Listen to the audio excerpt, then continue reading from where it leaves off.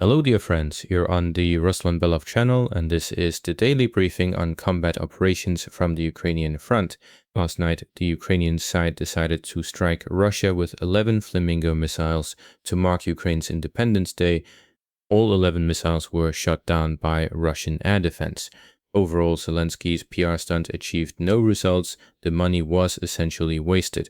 Also today, the Russian army struck Odessa, destroying 2 shopping centers. The economic war is proceeding at full intensity. Now let's turn to the front, where a huge amount of positive news is coming in for the Russian side. Let's start with Zaporizhzhia region, where the Russian army is fighting for the town of Kharkiv. The Russian army is striking the town with a large number of glide bombs, and we can see footage of the aftermath of strikes on a high-rise building where Ukrainian troops were reportedly located. In the eastern part of the Zaporizhzhia direction, the Russian army took the settlement of Dolinka. Objective control footage was released by the Russian Vostok grouping. The Russian army continues its steady advance toward the T0408 highway. It has 3 small settlements left to take here, 2 of which sit directly on the highway. Overall, the situation for Ukrainian forces here keeps deteriorating, and I expect that by autumn the Russian army will be able to push a further couple of kilometers west from the highway. At Novosolon and Lebyudske, Ukrainian forces have counterattacked and regained part of their positions. Taking a settlement is good, but it still needs to be held against counterattacks. Overall, the pace here isn't what we saw at the start of the year. Ukrainian forces now have significant strength in this area, and the fighting for each settlement takes considerable time. These are fairly well-prepared units, so as the fighting approaches Zaporizhzhia, it will certainly become tougher and tougher. Now let's move to the Dobropillya sector of the front, which is also generating a large amount of data. From Merna, there is a Russian advance toward the settlement of Nadia, and most importantly, this is movement from the small settlement toward the larger city of Dobropillya. Russian troops are already being recorded at the city's outskirts. The Ukrainian defense in Dobropillya is essentially collapsing before our eyes. Ukrainian forces can barely keep count of the settlements being lost. 3 settlements passed under Russian control in the span of a week, and Russian infantry are ready to push into the city itself from the south. In the northern part of the city, there is also Russian progress. The gray zone has advanced a further couple hundred meters into the city. The goal for the Russian side here is to reach the highway currently used to supply the city. It's a large city, and simply supplying it with food and other necessities requires dozens of trucks daily. I think we'll soon see the results of Russian infantry operations inside the settlement itself. There's no such footage yet due to restrictions on this kind of material, since it isn't known how deep Russian infantry have managed to penetrate into the city.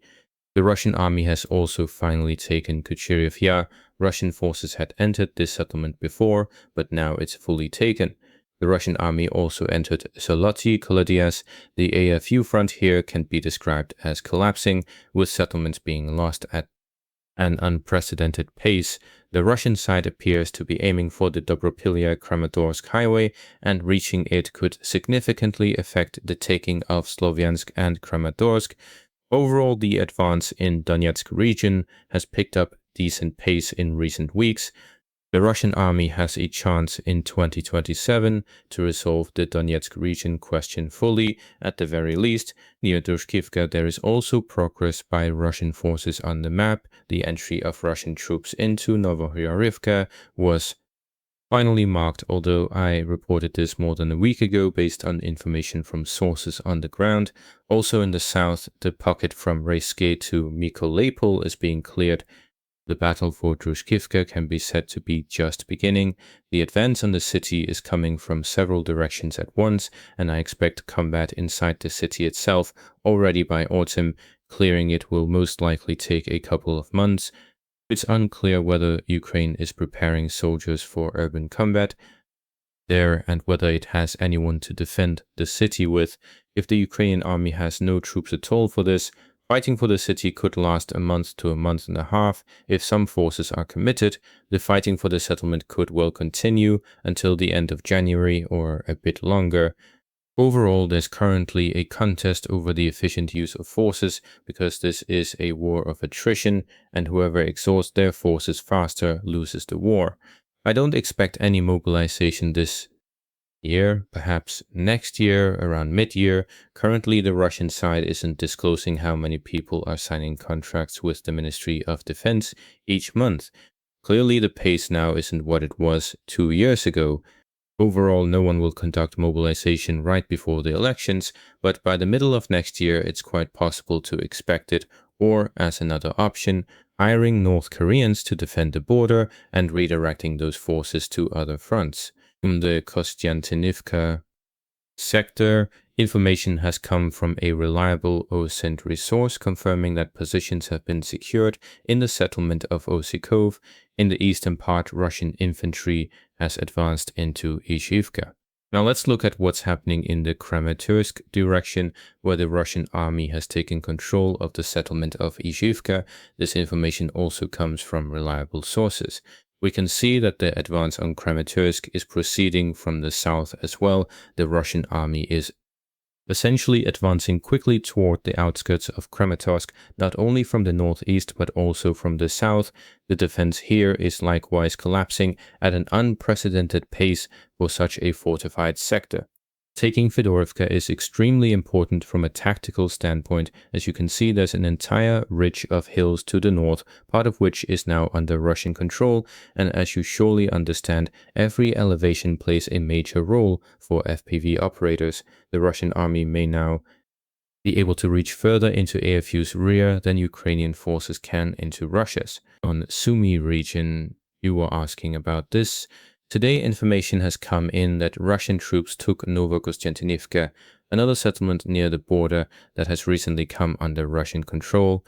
The pace of the Russian advance on this direction has indeed slowed, but as we can see, some attention is still being paid to this direction. There had been hopes that in August 2 sizable pockets would be closed. One is on the Shoska direction, this pocket, but progress here has somewhat stalled. Pushing through Ulanov hasn't worked out yet, entering Volna Sloboda hasn't happened either, and without control of these settlements, closing the pocket won't be possible. In addition, there had been hopes for closing the pocket in the Satki area, and here too there's no visible progress, so for now the pace in Sumy region is low. Why is that? Well, all the forces of the North grouping are currently being directed toward the Interfluv area. The pocket that could potentially close there is many times larger than the two pockets just mentioned, and that's where the concentration of resources is currently headed. That said, there is movement in that area. What became known over the past 24 hours, a group of AFU personnel numbering several dozen again advanced from Prikolotne with the aim of striking the advancing Russian units near Ivanivka. The goal, of course, was to prevent the pocket from closing. In other words, all the counteractions AFU is undertaking in this sector currently serve this single purpose, preventing the pocket from closing. However, this AFU group was ultimately neutralized while still approaching the area. They didn't even manage to reach the settlements and took losses in the tree line there. Notably, Russian forces in this sector not only repelled this AFU push from Prikolotne, but also significantly improved their own positions. So this is a double setback for AFU. The counterattack failed to achieve any success, and territory was lost as well. Strikes with glide bombs were also carried out on Prikolotne and the settlement of Ryorivka. Russian forces have already reached Blahodatne. Vasilivka hasn't been taken yet, but it was bypassed, allowing forces to reach the outskirts of Blahodatne. This is nearly the end for the AFU units stationed further north, totaling, as I've mentioned before, more than 1,000 personnel. Consider this: from the east, Russian infantry is advancing already in the area of Chorn, reaching the outskirts of the village. To the south, fighting is already underway in Dovzhanka. To the north, there are also successes. Forces entered Kupina, and according to reports from people on the ground, about half of the settlement is already occupied. Overall, the neck of the pocket is rapidly narrowing. Essentially, AFU can now only exit this pocket through a gap roughly 6, maybe 7 kilometers wide. The only settlement where Russian forces are not yet present is Nefedivka, just this one settlement. Russian troops are already in Blahodatne, in Chorn as well on the approaches, but forces are already entering the outskirts there too, so this is expected to close up soon. In addition, Russian forces reach the outskirts of Malovovsha, a settlement near the border, approaching from Okremivka, and regarding movement on the eastern flank, forces reached the outskirts of the village of Bereznyaki. All of this is based on information from the ground. In other words, none of what I've described has yet been marked on the map, but the information is reliable. You'll soon see these updates appear on the map as this information gets confirmed. Zelensky's statements about a $27 billion shortfall in Ukraine's Ministry of Defense budget are telling. It turns out the Ukrainian leadership burned through all the military aid allocated through the end of the year in just a few months of an intensive air campaign, the so-called deep strikes and middle strikes, aimed at creating a socio-economic crisis in Russia and destabilizing the situation ahead of parliamentary elections. Now the money has run out and Kiev is demanding new above-plan disbursements from its allies. The argument is fairly simple. Look, we've created some problems in Russia, the same fuel crisis, push a little harder and it will work. However, allocating new tranches is becoming increasingly problematic since Ukraine's European allies are themselves facing economic difficulties, and even last year's reparations loan, which Kiev is only obligated to repay if Russia pays reparations of 90 billion euros, was difficult for them to arrange. The problem of financing Ukraine for the European Union is also that it now bears this burden alone. After taking office, the Trump administration abandoned the Biden-era approach of supplying its Ukrainian ally with money and weapons free of charge, which has effectively doubled the financial burden on the EU. Because of this, Brussels bureaucrats and pro-Kiev European leaders are more likely to focus on maintaining the current level of support rather than expanding it. In general, the most important developments around Ukraine will unfold this coming autumn and winter, and the key question will be Russia's infrastructure war strategy. If Moscow maintains the pace of strikes on Ukrainian industry and logistics and doesn't lift the naval blockade of Ukrainian ports, Ukraine will be pushed to the brink of economic collapse, which could become even more severe in the event of massed strikes on the energy grid during winter. But this is very much an if, since international mediators will be pressing Russian political leadership to slow the pace. The Trump administration has paused the armed conflict with Iran, but for one reason only: it ran out of ammunition. It is now betting on economic strangulation of Tehran, that is, an attempt to trigger economic collapse in the country and set off political change. However, in Iran's case, Washington is dealing with a country that has been under sanctions for nearly half a century and has held up under that pressure so far. Moreover, Iran clearly won't be left to face the US alone on the economic front. It will clearly receive help. That said, the shift in American strategy toward Iran doesn't mean the military option is off the table. If a socioeconomic crisis and protests similar to those in December break out in the country, Washington could well resume hostilities in hopes of exploiting another opportunity. So in the Persian Gulf region, nothing is settled yet.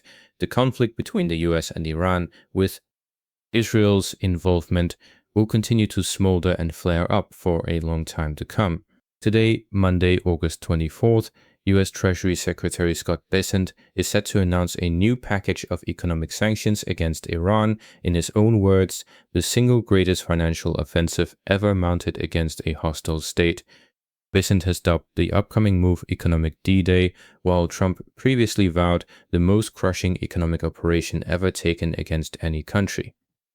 The strike is expected to hit not only Iran itself, but also its largest trading partners, chiefly China, which Bessent has criticized for historically buying around 90% of Iran's oil, as well as Turkey and India.